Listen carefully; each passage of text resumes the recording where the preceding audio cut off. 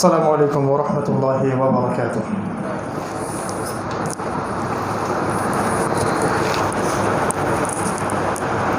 إن الحمد لله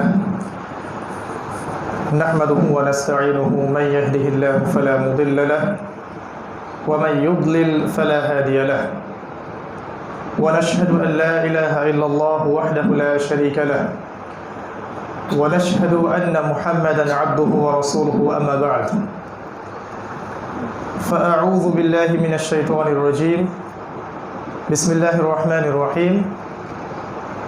وقال الله تعالى في كلامه المجيد والفرقانه الحميد: يا أيها الذين آمنوا اتقوا الله حق تقاته ولا تموتن إلا وأنتم مسلمون. وقال رسول الله صلى الله عليه وسلم: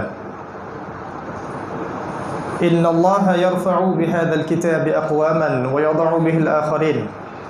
رب اشرح لي صدري ويسر لي أمري واحلل عقدة من لساني يفقه قولي. اللهم فقهنا في الدين وعلمنا التأويل. آمين يا أرحم الراحمين.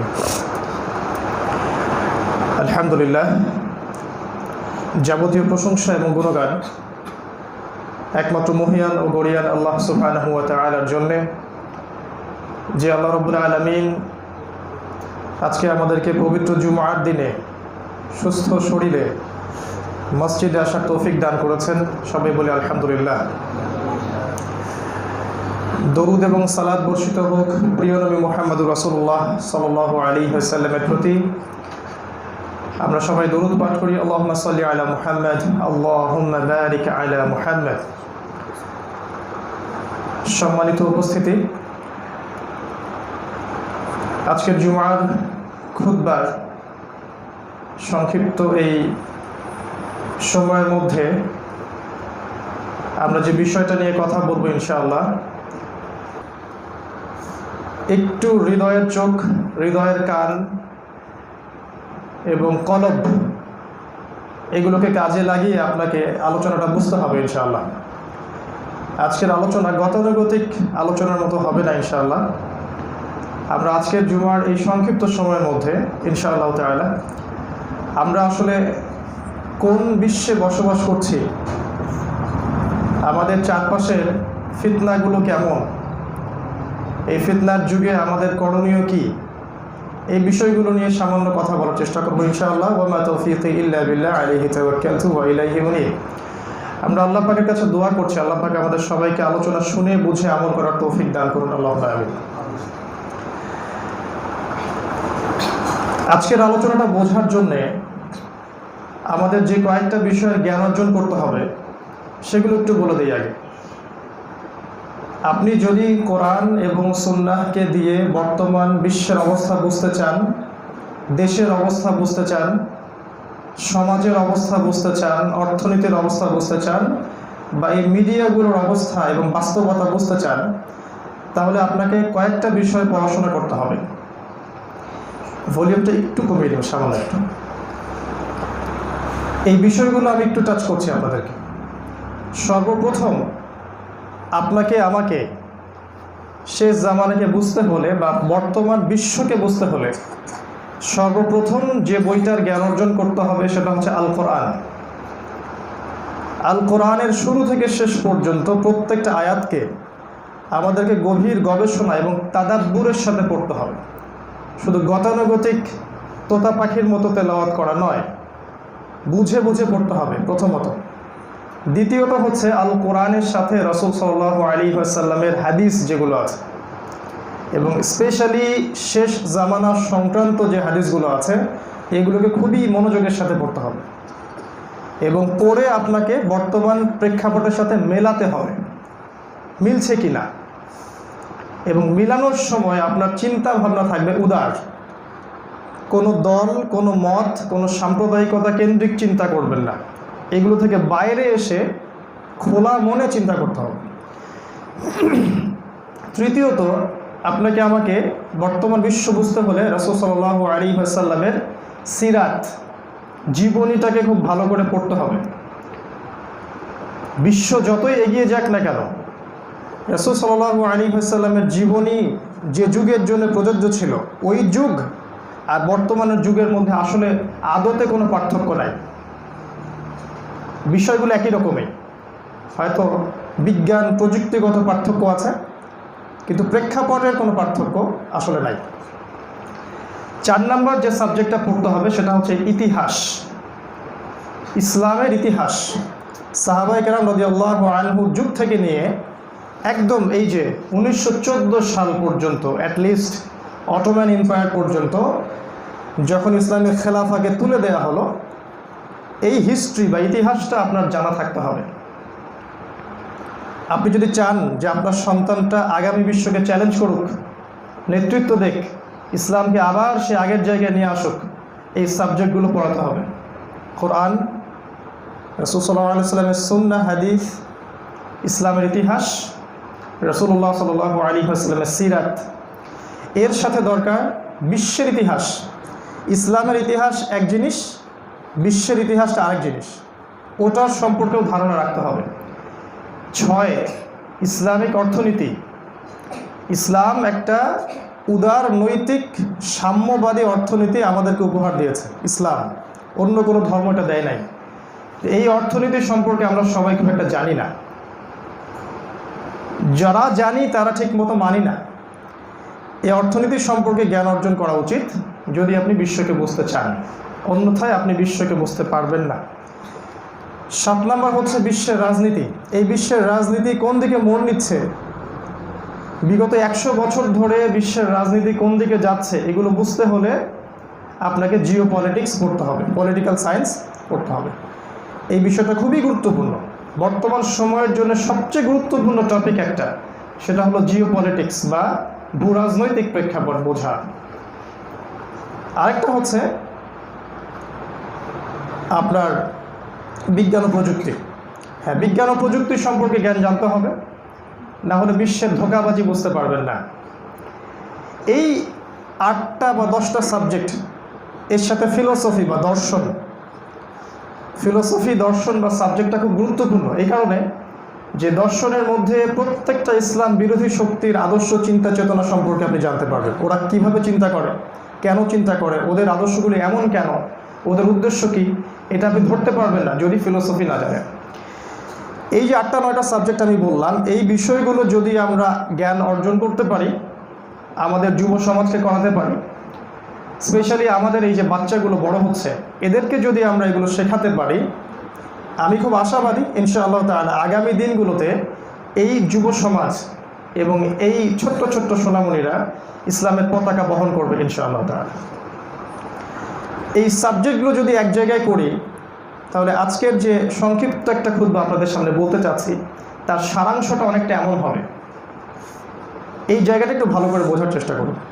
খুতবাটা specially young পিপলদের জন্য, যারা এখন দিনকে মানতে চাচ্ছেন, দিনের জন্য কিছু করতে চাচ্ছেন, এবং যারা নিজেদের জান, মাল, সময়, শ্রম, মেধা বিলিয়ে দিয়ে আল্লাহ পাকের দিনের বিজয় দেখতে চান, ইসলামের পতাকা আবারও সে আগের মতো বলিয়ান করতে চান, তাদের জন্য 1800 শতকের দিকে নিয়ে যাব আপনাদেরকে। 1800 শতক, 1800 সাল থেকে 1900 সাল পর্যন্ত বিশ্বে একই সময়ে প্রায় একই বছরের মধ্যেই 2টা ঘটনা ঘটেছে, খুব গুরুত্বপূর্ণ 2টা ঘটনা। একটা ঘটনা হচ্ছে ফেরাউনের নাম শুনেছেন। এই ফেরাউনের যে লাশ, যে মমি, এটা লোহিত সাগর থেকে ভেসে উঠেছে। যে বছর ফেরাউনের লাশটা ভেসে উঠেছিল, ঠিক সেই বছরেই এই বিশ্বের মধ্যে একটা ঐক্য জোট গঠন করা হয়। আমি খুবই ধীরে ধীরে কথা বলছি এবং যাতে আপনারা বুঝতে পারেন আমি চেষ্টা করছি, কারণ আলোচনাটা কঠিন। একই বছরে ফেরাউনের লাশটাও ভেসে উঠল এবং বিশ্বের, এই পুরো বিশ্বের মধ্যে ইতিহাসে প্রথমবারের মতো একটা ঐক্য জোট গঠন করা হয়। এই ঐক্য জোটটা ছিল মূলত ইহুদি এবং খ্রিস্টানদের মধ্যে, এবং ইহুদি আর খ্রিস্টানদের এই জোটটার নাম তারা দিয়েছে জায়নিস্ট মুভমেন্ট, বা আমরা যেটাকে বলি জায়ন মুভমেন্ট।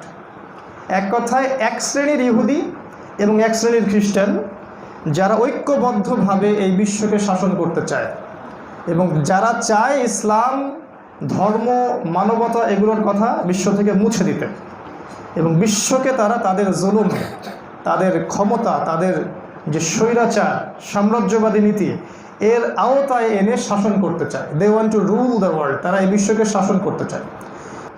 এই ঘটনা কাকতালীয়ভাবে হয়নি। ফিরআউনের লাশ ভেসে ওঠার মধ্যে একটা ইঙ্গিত আছে। আল্লাহু আ'লাম বিস-সাওয়াব, আল্লাহ পাক ভালো জানেন। তবে আমাদের মত হচ্ছে ফিরআউনের যে পরিণতি হয়েছিল শেষ পর্যন্ত, এই জায়নিস্ট মুভমেন্টের ঠিক সেই পরিণতি হতে যাচ্ছে সামনে ইনশাআল্লাহ। হতে পারে এটাই সেই হিকমা বা ব্যাখ্যা, আল্লাহ পাক ভালো জানেন। এরপর তারা কি করলো? এই ইহুদি এবং খ্রিস্টান জোট ঐক্যবদ্ধ হয়ে বিশ্বের অর্থনীতিটা নিয়ন্ত্রণ করার চেষ্টা করলো, এবং খুব অল্প সময়ের মধ্যে তারা এই বিশ্বের সমৃদ্ধশালী হয়ে গেল। তারা সোনার ব্যবসা করত, সোনা, গোল্ড, রূপার ব্যবসা করত। আফ্রিকার মহাদেশ খুঁড়ে খুঁড়ে তারা সেখান থেকে ডায়মন্ডগুলো পাচার করত। এক পর্যায়ে তারা বেশ ধনী হয়ে গেল, এবং তাদের এই উদ্দেশ্য বাস্তবায়ন করার জন্য তারা একটা দেশকে বেছে নিল। সেই দেশটার নাম হচ্ছে ব্রিটেন বা ইংল্যান্ড। ব্রিটেনের হাত দিয়ে তারা পুরো বিশ্বকে শাসন করানো শুরু করলো। আপনারা খুব ভালো করেই জানেন যে ব্রিটিশরা প্রায় 200 বছর এই উপমহাদেশও শাসন করেছে। শুধু এই উপমহাদেশ নয়, ব্রিটিশরা পুরো বিশ্ব শাসন করা শুরু করলো। বিশ্বের এমন কোনো স্থলবন্দর বা নৌবন্দর বাকি ছিল না যেখানে ব্রিটেন তাদের সামরিক ঘাঁটি স্থাপন করে নাই। আর বিশ্বের সমস্ত বিজ্ঞান এবং প্রযুক্তি দেখবেন ঠিক ওই পশ্চিমা সভ্যতা থেকেই বের হওয়া শুরু হলো। এর পিছনে একটা শক্তি কাজ করছিল যার নাম হচ্ছে জায়নিস্ট মুভমেন্ট। একটা কথা বলে রাখি কথার মাঝখানে, আল্লাহ রাব্বুল আলামিন কিন্তু এই জায়নিস্ট মুভমেন্ট সম্পর্কে কোরআনে বলেছেন। আমি একটা আয়াত বারবার বলি খুতবায়, বিভিন্ন খুতবায় আছে। আল্লাহ পাক সূরা নাহলের মধ্যে বলেছেন 89 নম্বর আয়াতে, ওয়া নাযালনা আলাইকাল কিতাব, হে নবী আমি আপনার প্রতি এমন একটা বই নাজিল করেছি, তিবিয়ানান লিকুল্লি শাই, যেই বইটা প্রত্যেকটা বিষয়ের ব্যাখ্যা, ওয়া হুদান এবং হেদায়াত, ওয়া রাহমাতান এবং দয়া, ওয়া বুশরা লিল মুসলিমিন এবং মুসলিমদের জন্য আল কোরআন হচ্ছে সুসংবাদ। এই আয়াত দলিল যে আল্লাহ পাক কোরআনে প্রত্যেকটা বিষয় ব্যাখ্যা করেছেন। এরকম আরও অনেক আয়াত আছে। সূরা কাহফের 54 নম্বর আয়াত আছে, সূরা বানী ইসরাইলের মধ্যে আছে। আমরা ওইদিকে যাচ্ছি না। তাহলে নিঃসন্দেহে এই জায়নিস্ট মুভমেন্ট সম্পর্কেও আয়াত কোরআনে আছে। সেটা কোথায়? সূরাতুল মাইদা আপনি 52 নম্বর আয়াত খুলে দেখবেন।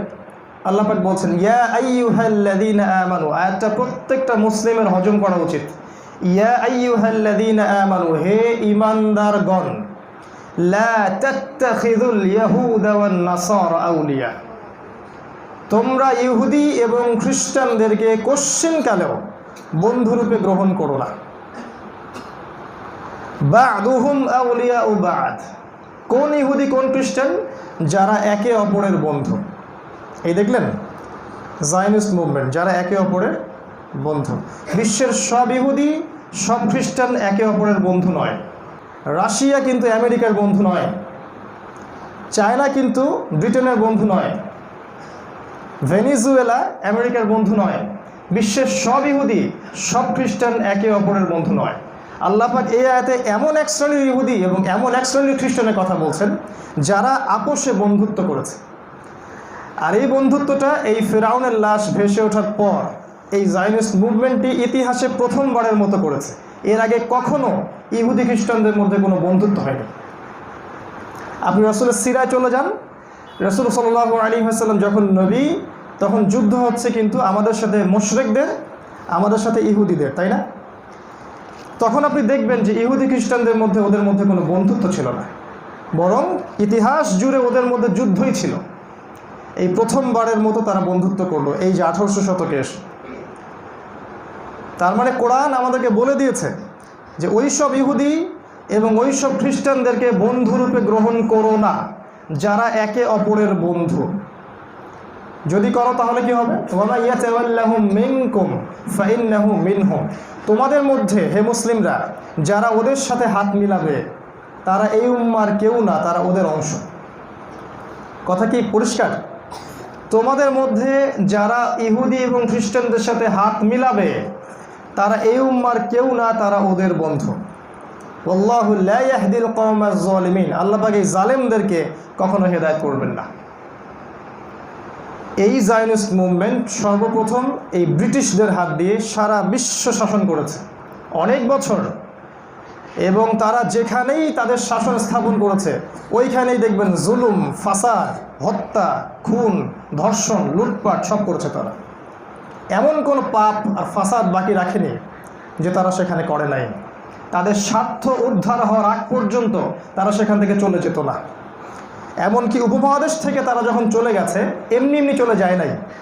ভারত পাকিস্তানের দ্বন্দ্ব লাগিয়ে দিয়ে গেছে, ওই কাশ্মীরকে নিয়ে আমাদের দ্বন্দ্ব লাগিয়ে দিয়ে গেছে, বাংলাদেশের সাথে পাকিস্তানকে ডিসকানেক্টেড করে গেছে, বাংলাদেশকে এমন জায়গায় রেখে গেছে যেখানে একদিকে মিয়ানমার, একদিকে ইন্ডিয়া, একদিকে পাকিস্তান, আমরা মাঝখানে। মানে আপনাকে যদি কেউ আক্রমণ করে আপনি কোনো জায়গায় পালিয়েও বাঁচতে পারবেন না, আপনাকে এখানেই বাঁচতে হবে, এখানেই মরতে হবে। ওরা কখনোই কোনো জায়গা থেকে চলে যায়নি যতক্ষণ পর্যন্ত তাদের স্বার্থ উদ্ধার হয়নি, এবং চলে যাওয়ার সময় তারা ওই জায়গায় স্থায়ী ফাসাদ সৃষ্টি করার ব্যবস্থা করে গেছে। এই হলো ব্রিটেনের ভূমিকা। এরপর এই জায়নিস্ট মুভমেন্ট কী করলো? এরপর তারা প্রথম বিশ্বযুদ্ধ লাগিয়ে দিল। প্রথম বিশ্বযুদ্ধ এমনি এমনি হয়নি। তারা 1919 সালের দিকে, আসলে শুরুটা হয়েছে 14 আগ থেকেই, প্রথম বিশ্বযুদ্ধটা লাগিয়ে দিল। এর ইতিহাসটা আপনারা পড়লে দেখবেন অল্প সময়ের মধ্যে বিশ্বের অনেক বড় বড় রাষ্ট্র, শক্তিধর রাষ্ট্র এই যুদ্ধে ইনভলভ হয়ে যায় এবং বহু মানুষ মারা যায়। এতে আদতে লাভ হয়েছে এক শ্রেণীর মানুষের, তারা হচ্ছে ইহুদি। এই যুদ্ধের পরে এক শ্রেণীর মানুষের লাভ হয়েছে বিশ্বের, তারা হচ্ছে ইহুদিরা, ওই ইসরায়েল যারা দখল করে আছে তাদের এই যুদ্ধ লাগানোর উদ্দেশ্য কী ছিল? উদ্দেশ্য ছিল মূলত দুইটা। একটা হচ্ছে তাদের এই যে মিশন বিশ্বকে শাসন করার, এর সবচেয়ে বড় বাধা যে জাতিটা, তার নাম হচ্ছে মুসলিম। এই মুসলিমদের খেলাফত, অটোম্যান খেলাফতটাকে ধ্বংস করাই ছিল তাদের উদ্দেশ্য। এবং তারা প্রথম বিশ্বযুদ্ধের মধ্য দিয়ে, আপনি খেয়াল করে দেখবেন, ওই জেরুজালেমটাকে মুক্ত করে ফেলল। ওই জেরুজালেম আমাদের হাতে ছিল, যেখানে তুর্কিরা শাসন চালাতো, অটোম্যান এম্পায়ার, ওসমানীয় খেলাফা। এই বিশ্বযুদ্ধের পর ওই খেলাফত চলে গেল, ইসলামের সর্বশেষ খেলাফত এটাও চলে গেল। আর ওই জেরুজালেম তারা মুক্ত করে কাদের জন্য ছেড়ে দিল? রহস্যজনকভাবে জেরুজালেম উদ্ধার করার পর ব্রিটিশরা সেটা শাসন করলো না, বরং ব্রিটিশরা ইহুদিদের জন্য একটা দরজা খুলে দিল, তোমরা আসো এবং জেরুজালেমে স্থায়ী আবাস স্থাপন করো। আপনি খেয়াল করলে দেখবেন প্রথম বিশ্বযুদ্ধের পর থেকে ইহুদিরা দলে দলে জেরুজালেমে আসা শুরু করলো এবং তাদের রাষ্ট্রটা তারা গঠন করলো। এবং আমাদের মা, আমাদের বোন, আমাদের ভাই, আমাদের বাবাদেরকে সেখান থেকে সমূলে উৎপাটিত করে জোরপূর্বক জুলুম এবং ফাসাদের বলে জেরুজালেম দখল করলো। এখন পর্যন্ত তারা সেটা দখল করে আছে। আপনি কি ডটগুলো মিলাতে পারছেন? এটা ছিল প্রথম বিশ্বযুদ্ধের মূল উদ্দেশ্য। আরেকটা উদ্দেশ্য ছিল, সেটা হলো ইহুদিদেরকে শক্তিশালী করে তোলা এবং ক্ষমতার যে হাত, এটা ব্রিটেনের হাত থেকে চলে গেল আরেকটা রাষ্ট্রের হাতে। সেই রাষ্ট্রের নাম হচ্ছে আমেরিকা। এখন ব্রিটেনের ভূমিকা শেষ। ব্রিটেন আস্তে আস্তে ইতিহাস থেকে বিদায় নিল, নতুন একটা রাষ্ট্র ইতিহাসের বুকে আসলো, তার নাম হচ্ছে আমেরিকা। এবং ব্রিটেন যা করেছে, তার চেয়েও বেশি জুলুম, তার চেয়ে বেশি ফাসাদ, তার চেয়ে বেশি বিজ্ঞান, তার চেয়ে বেশি প্রযুক্তি, তার চেয়ে বেশি অস্ত্র নিয়ে বিশ্বের সামনে হাজির হলো, আরও বড় পরাশক্তি। এবং এও কিন্তু ইহুদিদের স্বার্থেই কাজ করতে লাগলো। আজ পর্যন্ত তারা কিন্তু সেটাই করছে এবং পুরো আমেরিকাকে নিয়ন্ত্রণ করছে এক শ্রেণীর ইহুদি ভিতর থেকে। এই যে ব্রিটেনের বিদায় এবং আমেরিকার আগমন, এই দুইটা দেশের সাথেই এই ইসরায়েলের একটা ঘনিষ্ঠ সম্পর্ক থাকলো এবং এই জায়নিস্ট মুভমেন্ট আস্তে আস্তে ব্রিটেন আমেরিকার হাত ধরে এই বিশ্বের প্রতিটা সেক্টর, এডুকেশন, শিক্ষা, প্রযুক্তি, অস্ত্র, মিডিয়া, অর্থনীতি, রাজনীতি, প্রত্যেকটা সেক্টর ওই জেরুজালেম থেকে তারা নিয়ন্ত্রণ করা শুরু করলো এই জায়নিস্টরা। এবং এই ঘটনার এখন প্রায় 100 বছর পার হয়ে গেছে। আল্লাহ পাকের একটা সুন্নাহ হচ্ছে 100 বছর পর পর তিনি সময় পরিবর্তন করে দেন। এই 100 বছরে তারা যা করেছে এর প্রত্যেকটা বিষয় যদি ব্যাখ্যা করতে যাই একদিন চলে যাবে। এই 100 বছরে তারা মূল যে কাজগুলো করেছে এই প্রতিটা কাজই হচ্ছে কিয়ামতের বড় বড় আলামত। আমি এই জায়গায় আসছি এখন। একদম মিস্টেরিয়াস ব্যাপার। ইতিহাসে কখনো এই 100 বছরে যা হয়েছে তা হয়নি। কীরকম? তারা যখন ক্ষমতায় আসলো, ব্রিটেন, তারপর আমেরিকা এবং এখন ইসরায়েল, তারা প্রথম বিশ্বযুদ্ধের মতো যুদ্ধ লাগালো। এত বড় যুদ্ধ বিশ্বে কখনো সংঘটিত হয়নি। এরপর তারা দ্বিতীয় বিশ্বযুদ্ধ শুরু করলো এবং দ্বিতীয় বিশ্বযুদ্ধ শুরু করার পর তারা পারমাণবিক বোমার ব্যবহার করলো। এই পারমাণবিক বোমা বিশ্ব কখনো দেখে নাই, এর আগে বিশ্ব কখনো দেখে নাই। তারা সমস্ত ইহুদিদেরকে বিশ্বের আনাচে কানাচে থেকে তুলে নিয়ে জেরুজালেমে আবাস করে দিল। এটা বিশ্বে কখনো হয়নি, 2000 বছরেও কখনো হয়নি। সর্বশেষ ইহুদিরা জেরুজালেমে ছিল কখন জানেন? যখন সুলাইমান আলাইহিস সালামের সময় ছিল তখন। সুলাইমান আলাইহিস সালামের সময় থেকে নিয়ে এই 1914 সাল পর্যন্ত এই লম্বা সময়ে কোনো ইহুদি এই জেরুজালেমে স্থায়ীভাবে থাকতে পারে নাই। ব্যাপারটা কি রহস্যজনক নয়? 2000 বছর পর তারা আবার সেখানে তাদের ঘাঁটি স্থাপন করলো। এরা ক্ষমতায় আসার পর, এই জায়নিস্ট মুভমেন্ট ক্ষমতায় আসার পর তারা ইহুদিদেরকে একটা স্বাধীন সার্বভৌম রাষ্ট্র করে দিল, বরং আমাদের জায়গা দখল করে। আমাদের জায়গা তারা দখল করলো। আমরা যখন জায়গা ফেরত চাচ্ছি আমাদেরকে বলছে এরা জঙ্গি, এরা সন্ত্রাসী, এরা টেরোরিস্ট। জায়গা আমার জায়গা, আমার জেরুজালেম, সে দখল করলো। আমি আমার জায়গা ফেরত চাচ্ছি, সে আমাকে বলছে তুমি সন্ত্রাসী। ইতিহাসে এরকম প্রতারণা কখনো হয়নি। তারা জেরুজালেমকে রাজধানী পর্যন্ত ঘোষণা করলো। ইতিহাসে কখনো জেরুজালেম ইহুদিদের রাজধানী ছিল না বিগত 2000 বছর ধরে। এই বিগত 100 বছরে যা হয়েছে আমি আপনার চোখের পর্দা খোলার চেষ্টা করছি। এই জায়নিস্ট মুভমেন্টের হাত ধরে বিগত 100 বছরে সারা বিশ্বের যে মুসলিম রাষ্ট্রগুলো ছিল সবগুলোকে কেটে পিস পিস করা হয়েছে জাতীয়তাবাদের নাম দিয়ে। আগে আমরা একটা ইউনাইটেড উম্মাহ ছিলাম, ওয়ান উম্মাহ, ওয়ান জামা, ওয়ান আমির। এখন আমরা পিস পিস করে টুকরা টুকরা হয়ে গেছে। 57টা রাষ্ট্র, সব রাষ্ট্রের আলাদা আলাদা নেতা, প্রতিটা রাষ্ট্রের ভিতরে আবার সরকার দল, বিরোধী দল, অভ্যন্তরীণ ক্রন্দন। এটা হিস্ট্রিতে কখনো হয়নি। এই বিগত 100 বছরে তারা ডেমোক্রেসি বা গণতন্ত্র নামে একটা তন্ত্র বা ধর্ম নিয়ে আসলো এবং সমস্ত মানুষকে এই ধর্মের আওতায় নিয়ে আসলো। এটা নতুন একটা ধর্ম। এই 100 বছরে তারা প্রতিটা মুসলিম বিশ্বে ধর্ম নিরপেক্ষতা বা সেকুলারিজমকে এস্টাবলিশ করলো। এখানে ধর্ম যার যার, উৎসব সবার। এখানে কেউ আর কোনো ধর্মের অনুসারী নয়, সবাই মানব ধর্মের অনুসারী আর কি। সবার নিজস্ব স্বতন্ত্র স্বাধীনতা বলতে কিছু নাই। এবং এই 100 বছরে তারা এমন একটা সিস্টেম চালু করলো সারা বিশ্বে, যে সিস্টেমের মধ্য থেকে ধর্মকে তুলে দেওয়া হলো। এমন একটা রাজনীতি, যে রাজনীতির মধ্যে ধর্মের কোনো সংশ্লিষ্টতা নাই। রাজনীতি আলাদা, ধর্ম আলাদা। এটা ইতিহাসে প্রথমবারের মতো বিগত 100 বছরে। মানে ব্যক্তি জীবনে আপনি যত পারেন ইবাদত করেন, কোনো সমস্যা নেই, কিন্তু পলিটিক্যাল লাইফে আপনি আল্লাহর বিধান বাস্তবায়ন করতে পারবেন না। এই 100 বছরে তারা আরও কিছু দিল বিশ্বকে। সেটা হলো পুরো বিশ্বে তারা সুদ ছড়িয়ে দিল, সুদ, রিবা। এর আগেও মানুষ সুদ খেয়েছে, কিন্তু অল্প পরিসরে খেয়েছে। গ্লোবাল, পুরো ইউনিভার্সাল সুদ কখনো বিশ্ব খায়নি। কিভাবে এটা হলো? এই ব্যাংকিং সিস্টেমের মধ্য দিয়ে। তারা এমন একটা ব্যাংকিং সিস্টেম নিয়ে আসলো, যে সিস্টেমের মধ্য দিয়ে তারা পুরো বিশ্বের মধ্যে রিবা এবং সুদ ছড়িয়ে দিল। এখন মানুষ ইচ্ছায় হোক আর অনিচ্ছায় হোক সে সুদ খাচ্ছে। আর নবী সাল্লাল্লাহু আলাইহি ওয়াসাল্লামের সেই কথা তারা সবাই ভুলে গেল, যে সুদ খেলে মায়ের সাথে জেনা করা হয়, সুদ খেলে আল্লাহ এবং তার রাসূলের সাথে যুদ্ধ করা হয়, সুদ খেলে 36টা মেয়েকে রেপ করা হয়, সুদখোরদের কবরের আযাব হবে, তাদের রক্তের নদীতে ফেলে মাথা ফাটিয়ে দেওয়া হবে, এদের পেটটা ফুলে ফেঁপে থাকবে, পেটের ভিতর সাপ কিলবিল করবে। এই হাদিসগুলো মানুষ ভুলে গেল, এগুলো জাদুঘরে চলে গেল। এই জামানার কথাই নবীজি বলেছিলেন, একটা জামানা আসতে যাচ্ছে তোমাদের সামনে, যেখানে একজন ব্যক্তি খুঁজে পাওয়া যাবে না যে ব্যক্তি সুদ থেকে পরিপূর্ণ মুক্ত থাকতে পারবে। এটাই সে জামানা। এটা কিভাবে আসলো? ওদের হাত ধরেই আসলো। সারা বিশ্বে তারা ব্যাংকিং সিস্টেম চালু করলো এবং এই সিস্টেমের মধ্য দিয়ে তারা সুদ খাওয়াচ্ছে সবাইকে। আপনি বাধ্য সুদ খেতে, যতই দাড়ি টুপি পাগড়ি থাক না কেন, দিন শেষে আমরা সুদখোর। এই 100 বছরে তারা আরও কিছু করলো। ইসলামের একটা মুদ্রা ছিল সোনা এবং রূপার কয়েন।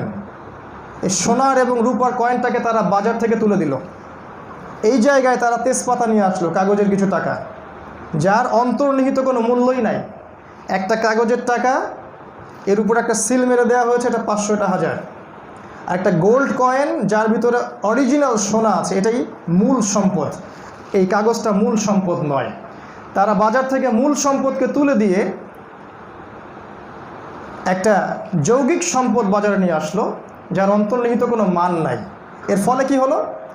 এর ফলে সারা বিশ্বের সোনা রূপা ওরা নিয়ে নিল, আর সারা বিশ্বকে ওরা দিল কাগজের টাকা। ধরতে পারছেন কি?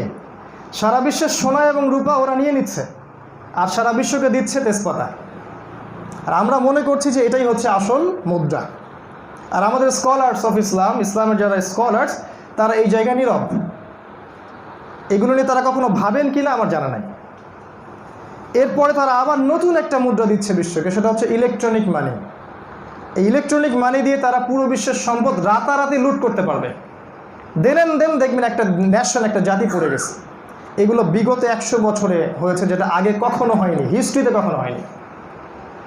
এই বিশ্বের শেষ 100 বছর রহস্যজনক, এবং কিয়ামতের 99% আলামত এই 100 বছরে দেখা যাচ্ছে। খেলাফত চলে গেল, প্রতিটা দেশে সেকুলারিজম, ধর্মনিরপেক্ষতাবাদ, আপনার কমিউনিজম, আপনার জাতীয়তাবাদ, মুসলিম ঐক্যকে বিনষ্ট করা, সুদ ছড়িয়ে দেয়া, এই টাকা পয়সার যে করাপশন, সোনা রূপা তুলে দেয়া, কাগজের টাকা নিয়ে আসা, সব তারা করলো। আরও কিছু করলো তারা একটা সংঘ তৈরি করলো, যার নাম দিল ইউনাইটেড নেশনস বা জাতিসংঘ, যার মূল উদ্দেশ্যই হচ্ছে সারা বিশ্বের মধ্যে মুসলিমদেরকে ডমিনেট করা। তারা আর সব কিছুই করবে, ইসলামকে রাইজ করতে দিবে না। এই জায়গায় তারা তারা সব করতে পারে, ইসলামকে তারা নেতৃত্বের আসনে কশ্চিনকালেও আসতে দিবে না। এটা ওদের উদ্দেশ্য, অ্যাম্বিশন। এই উদ্দেশ্যেই তারা এই কাজটা করেছে। তারা বিশ্বের আনাচে কানাচে সেই সব মুসলিমদেরকে টার্গেট করতে থাকলো, যেই মুসলিমরা ভিতর থেকে চায় যে আবারও সেই খেলাফত ফিরে আসুক। যারাই ভিতর থেকে এটা চায়, এবং বিশ্বের যে কোনো প্রান্তে যারাই এই চেষ্টাটা করছে বা করবে, তাদের শিকড়কে তারা উপড়ে ফেলতে চাইল। এই 100 বছরে তারা মিডিয়া এবং প্রযুক্তিকে নিয়ন্ত্রণ করলো, এবং মিডিয়া প্রযুক্তি দিয়ে তারা দিনকে রাত আর রাতকে দিন বানালো। বিশ্বের প্রত্যেকটা তাওহীদপন্থী মুসলিমকে ওরা বানিয়ে দিল সন্ত্রাসী এবং জঙ্গি। আর বিশ্বের যত ফাসেক, যত জালেম, যত মুনাফেক, এদেরকে শান্তিতে নোবেল দেওয়া শুরু করলো। বিগত 100 বছর এগুলো হয়েছে, আরও আছে। বিগত 100 বছরে তারা সারা বিশ্বে ইউনিভার্সাল জেনা ছড়িয়ে দিয়েছে। ইউনিভার্সাল জেনা, আগে মানুষ জেনা করেছে কিন্তু লিমিটেডভাবে, গ্লোবাল জেনা মানুষ করে নাই। এখন গ্লোবাল জেনা কিভাবে? ওই যে পর্নোগ্রাফির মাধ্যমে, পর্নোগ্রাফি, ব্লু ফিল্মস, এগুলোর মধ্য দিয়ে তারা সারা বিশ্বের আনাচে কানাচে ন্যাংটা ছবি, নগ্ন নারীর নাচ, নৃত্য প্রদর্শনী, মডেলিং এগুলো ছড়িয়ে দিল। এতে করে আমাদের যারা মুসলিম যুব সমাজ ছিল, এদের প্রত্যেকের হৃদয়, ভিতরের যে রূহটা, এটাকে তারা মেরে ফেললো। কারণ মুসলিম যুবকদের ভিতরে যদি ইমানের টেস্টটা থাকে, তাহলে ইনশাআল্লাহ তাআলা এরা 10 জন যথেষ্ট 100 জনের বিরুদ্ধে লড়াই করার জন্য। কিন্তু তারা কোন জায়গায় টার্গেট করলো? যে তাদের ইমানি চেতনাকে, এটাকে যদি মাটিতে মিশিয়ে দেওয়া যায়, তাহলে এই যুব সমাজ ইসলামের পক্ষে দাঁড়াতে পারবে না। তারা সফল হয়েছে।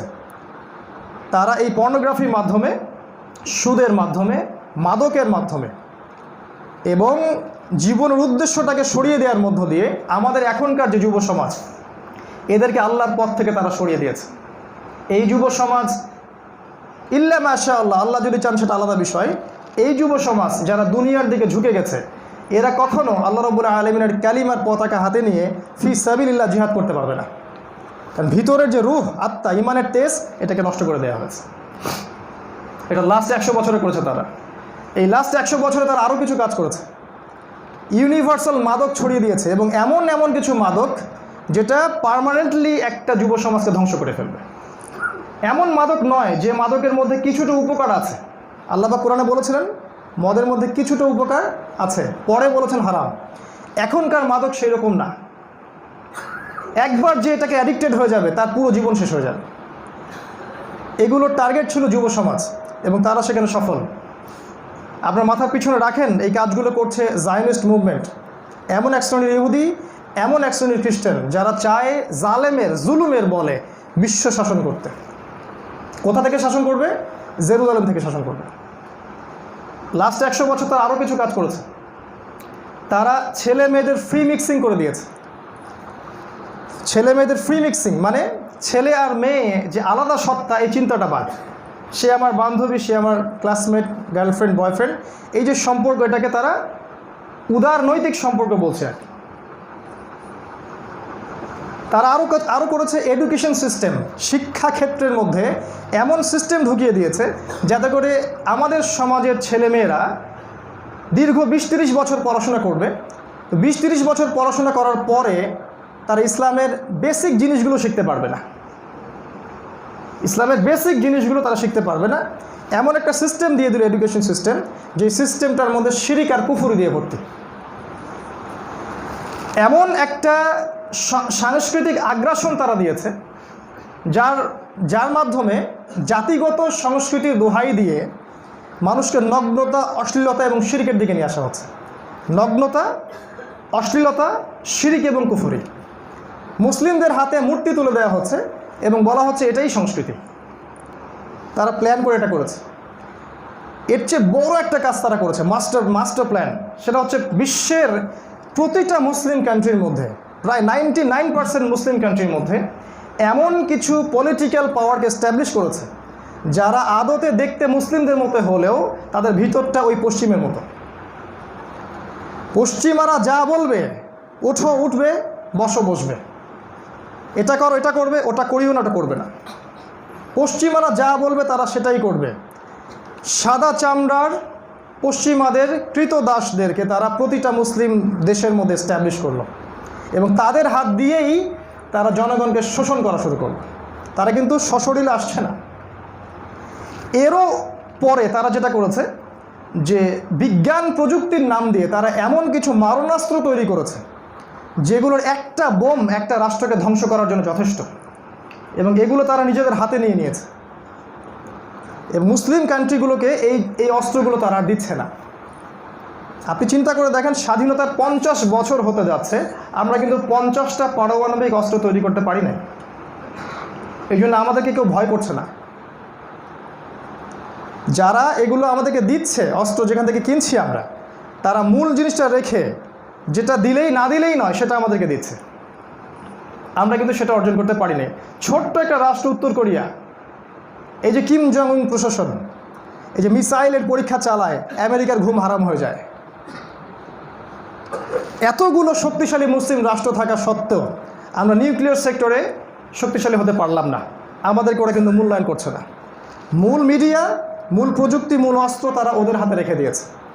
এছাড়া তারা দেখবেন স্যাটেলাইট, ইন্টারনেট, টেকনোলজি, এগুলোর মধ্য দিয়ে সারা বিশ্বকে মনিটর করছে।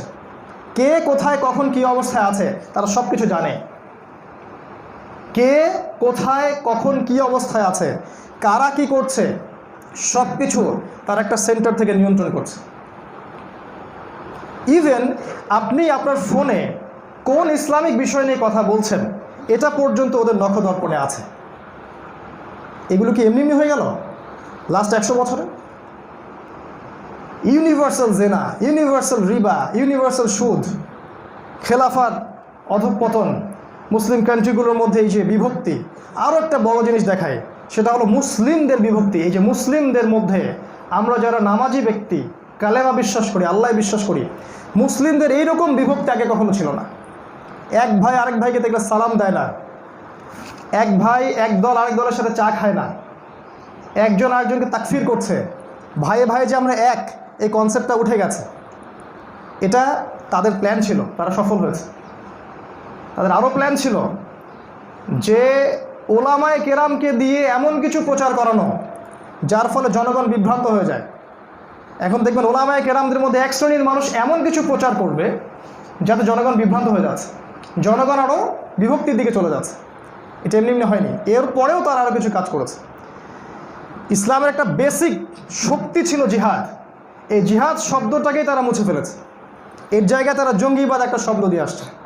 ইসলামের বেসিক একটা ইবাদত ছিল জিহাদ ফি সাবিলিল্লাহ।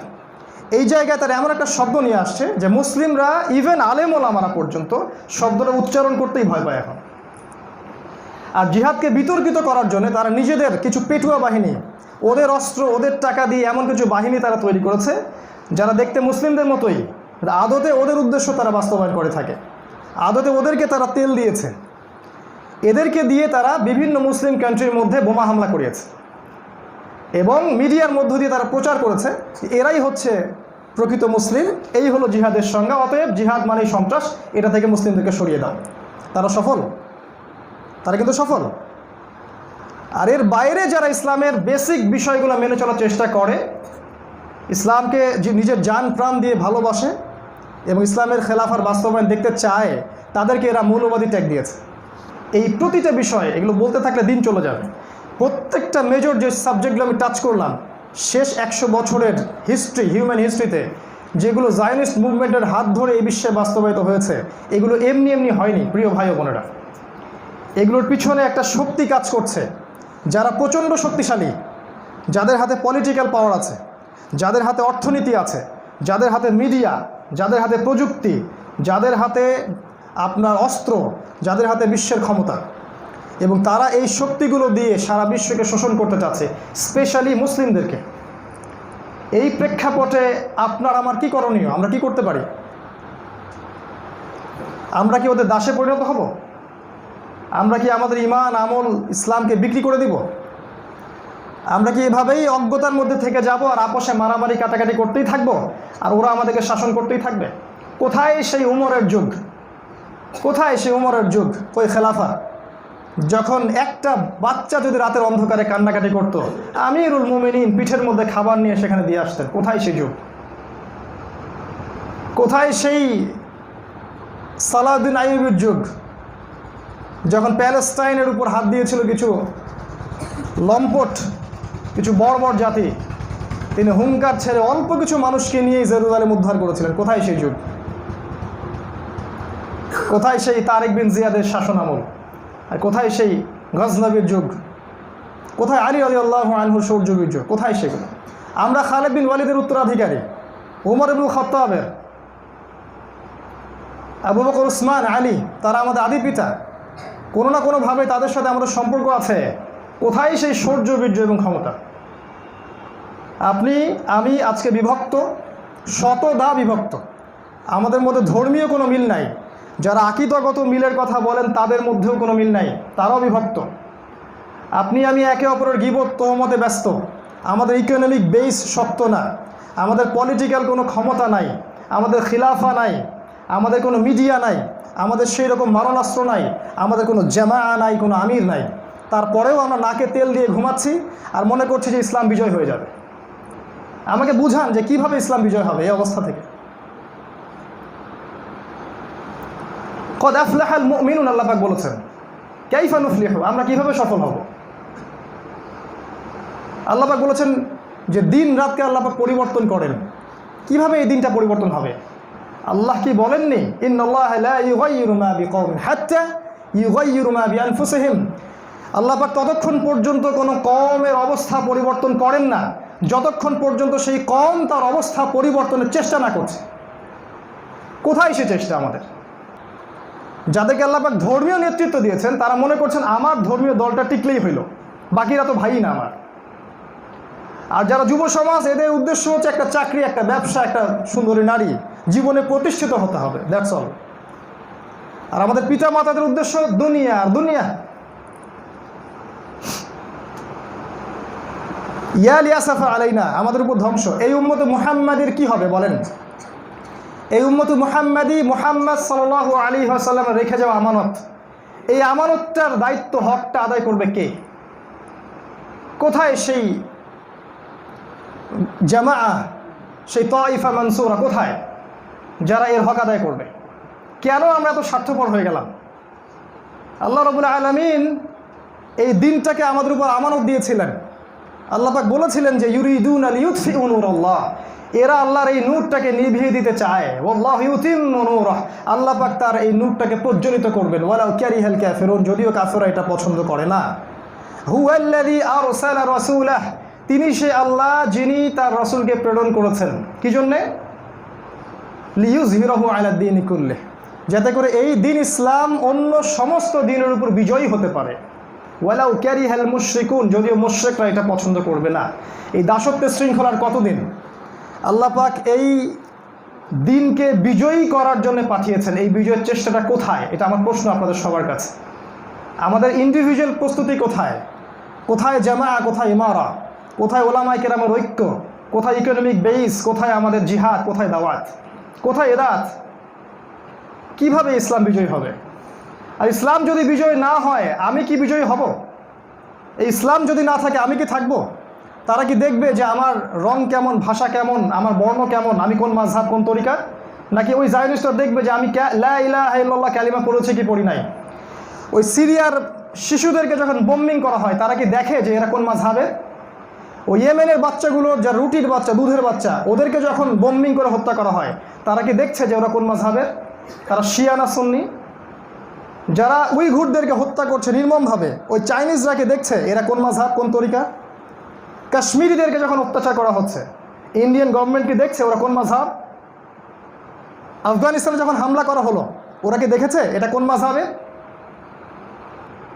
আল্লাহ পাক বলেছিলেন, ইন তানসুরুল্লাহ ইয়ানসুরুকুম, তোমরা যদি আল্লাহকে সাহায্য করো, আল্লাহ পাক তোমাদেরকে সাহায্য করবেন। ওয়া ইউসাব্বিত আকদামাকুম, তোমাদের পদযুগলকে আল্লাহ পাক দৃঢ় করে দিবেন। আমরা কি মনে করছি আমরা দায়িত্ব ছেড়ে দিলে আল্লাহ পাক আমাদেরকে মাফ করে দিবেন? দুই তিনটা আয়াত খালি বলছি, শেষ করে দিব আমি খুতবা। আল্লাহ পাক বলছেন সূরা তাওবার মধ্যে, ভালো করে শুনুন। আল্লাহ সুবহানাহু ওয়া তাআলা বলছেন, ইয়া আইয়ুহাল্লাযীনা আমানু, হে মুমিনগণ, মা লাকুম, তোমাদের কি হয়েছে? ইযা কিলা লাকুম ইনফিরু ফি সাবিলিল্লাহি সাকালতুম ইলাল আরদ, যখন তোমাদেরকে বলা হয় আল্লাহর পথে বেরিয়ে পড়ো, তোমরা তখন জমিন আঁকড়ে দুনিয়ার স্বার্থ নিয়ে ব্যস্ত থাকো। যখন তোমাদেরকে বলা হয় আল্লাহর পথে বেরিয়ে পড়ো, তোমরা জমিন আঁকড়ে দুনিয়ার স্বার্থ নিয়ে পড়ে থাকো। আর রাদিতুম বিল হায়াতিদ দুনিয়া মিনাল আখিরা, তোমরা কি এই দুনিয়ার জীবনকে নিয়েই সন্তুষ্ট হয়ে গেছো?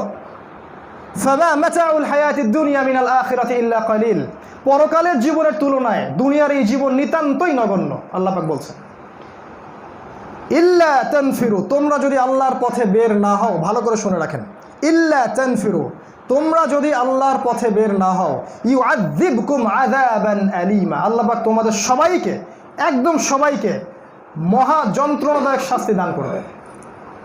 ওয়াস্তাবদিল কওমান গায়রাকুম, এবং অন্য কওমকে তোমাদের জায়গায় নিয়ে আসবেন। লা তাদুররুহু শাইআ, তোমরা তার কোনো ক্ষতি করতে পারবে না। ওয়াল্লাহু আলা কুল্লি শাইইন কাদির, আল্লাহ পাক প্রত্যেকটা বিষয়ের উপর কর্তৃত্বশীল। ইনফিরু খিফাফা ওয়া সিকালা, তোমরা ভারী দলে এবং হালকা দলে আল্লাহর পথে বের হয়ে যাও, দাওয়াত এবং জিহাদের ক্ষেত্রে বের হয়ে যাও। ওয়াজাহিদু বিআমওয়ালিকুম ওয়া আনফুসিকুম, তোমাদের জান মাল দিয়ে আল্লাহর পথে জিহাদ করতে থাকো। যালিকুম খায়রুল লাকুম, এটাই তোমাদের জন্য উত্তম। ইন কুনতুম মুমিনিন, তোমরা যদি মুমিন হয়ে থাকো। আল্লাহ সুবহানাহু ওয়া তাআলা আমাদেরকে এই দুনিয়ার প্রেক্ষাপটটা বোঝার তৌফিক দান করুন, আমিন। এই অবস্থা থেকে উত্তরণ করতে হলে আমার নাসিহা, আমার পরামর্শ হচ্ছে, অনেকের অনেক নাসিহা থাকবে, আমি আমার অবজারভেশন বলছি। প্রথমে আমাদের নিজেদেরকে, আমাদের যুব সমাজকে স্পেশালি, এবং আমাদের এই ছোট ছোট সোনামণিদেরকে, এদেরকে এমন এডুকেশন সিস্টেমে পড়াশোনা করাতে হবে যেখানে পড়াশোনা করলে তারা আগামী বিশ্বকে চ্যালেঞ্জ করতে পারে জ্ঞান দিয়ে। ওরা আমাদের সব কেটে টুকরা টুকরা করতে পারে, ওরা আমাদের সব কেটে টুকরা টুকরা করতে পারে, কিন্তু আমাদের জেহেন, আমাদের জ্ঞানকে তারা কাটতে পারবে না। এই জ্ঞানতাত্ত্বিক যুদ্ধের ময়দান সবসময় উন্মুক্ত থাকে। অতএব জ্ঞান দিয়ে যুদ্ধটা আগে করতে শিখুন। ইকরা বিসমি রাব্বিকাল্লাযী খালাক, আগে জ্ঞানের যুদ্ধ। তারপরে আমাদেরকে যেটা করতে হবে, জ্ঞান অনুযায়ী আমল করতে হবে। শুধু জেনেই গেলাম, আমল করলাম না, আমরা মুনাফিক হয়ে যাব। জ্ঞান অনুযায়ী আমল করতে হবে। 3 নম্বরে আদর্শ পরিবার গঠন করতে হবে। পরিবার এত শক্তিশালী হবে যেখানকার পিতা হবে ইব্রাহিমের মতো, যেখানকার মা হবে হাজেরা সারার মতো, যেখানকার সন্তানরা হবে ইসমাইল আলাইহিস সালামের মতো। দেন আপনি ইসলামিক রেভলিউশন করতে পারবেন, তার আগে নয়। 4 নম্বর, সবাইকে, প্রত্যেকটা মুসলিমকে জীবন দিয়ে হলেও হালাল রিজিক অন্বেষণ করতে হবে। হারামের সংস্পর্শে মোটেই যাওয়া যাবে না। যত বড় অফার আসুক না কেন, যদি সেটা হারাম হয়, কাগজের টুকরা ছিঁড়ে একদম মুখের মধ্যে ফেলে দিয়ে আসবে। তেজ দীপ্ত ঈমান থাকতে হবে যে হারাম রিজিক আমার পেটে যেন না যায়। একটা হারাম রিজিক পেটে যাবে, আমার ভিতর থেকে নূর চলে যাবে, আমার দ্বারা এই কথাও আর বের হবে না, এই জিহাদি জজবাও আর থাকবে না। হারাম রিজিকে তালাশ করা যাবে না। 5 নাম্বার, যে বিয়ে শাদী করে ফেলতে হবে এবং বেশি বেশি সন্ততি নিতে হবে। ওরা চায় আমাদের সন্তান যেন কম হয়। আপনাকে বেশি বেশি ইসমাইলের মতো ত্যাগী সন্তান তৈরি করতে হবে। আপনার সন্তান হবে খালিদের মতো, ওমর ইবনে খাত্তাবের মতো, ইনশাআল্লাহ তাআলা মুসআব বিন উমাইরের মতো, ওই সালাউদ্দিন আইয়ুবীর মতো। আপনার সন্তানকেই তৈরি করতে হবে। কেউ যদি না থাকে ইসলামের পথে, আপনার সন্তান একাই যেন পতাকা নিয়ে হেঁটে যায়, এরকম সন্তান দরকার আমার। আল্লাহ পাক বলেছেন, তোমরা যদি প্রকৃত ঈমানদার হও, তোমরা 1 জন 20 জনের সমান। সূরা আল ইমরানে দেখবেন, 1 জন 20 জনের সমান। ওরা কখনোই আমাদের সাথে সমতার ভিত্তিতে লড়াই করতে আসে নাই, সব সময় বেশি নিয়ে আসছে, আমরা সব সময় কম নিয়ে গেছি। কিন্তু প্রতিটা বার বিজয় আমাদের হয়েছে, কারণ ঈমান আল ঈমান। সন্তান নিতে থাকে, হালাল রিজিক তালাশ করেন, জামাআ গঠন করুন, এমন দাওয়া দিন যে দাওয়াতটা হচ্ছে লিবারেল, যেখানে মানুষকে একটা জায়গায় আনা যায়। ওই হানাফি, সালাফি, ব্রেলভি, আট্রসি, দেওবন্দি, চরমনাই সব ভেদাভেদ ভুলে যান। আপনি কোনো একটা মাযহাব ফলো করেন, সেটাতে কারো আপত্তি নাই, আলহামদুলিল্লাহ। কিন্তু আল্লাহর ওয়াস্তে অন্য ভাইকেও ভাই মনে করতে শিখুন। সবাইকে একটা জায়গায় আনার চেষ্টা করুন। সবার মাঝে মিউচুয়াল একটা আন্ডারস্ট্যান্ডিং থাকতে হবে, আপোষে ভাই ভাই মহব্বত থাকতে হবে। সবার মাঝেই কিছু না কিছু খারাপ জিনিস আছেই, এটাকে বাদ দেন, এড়িয়ে যান। এখন সেগুলো নিয়ে তর্ক করার সময় না, এখন এগুলো নিয়ে তর্ক করার সময় নেই। এখন ওই সব বিষয় নিয়ে কথা বলতে হবে। তাআলাউ ইলা কালিমাতিন সাওয়াইন বাইনানা ওয়া বাইনাকুম। ওই পথে আসেন যা আপনার আমার মধ্যে কমন এক জিনিস।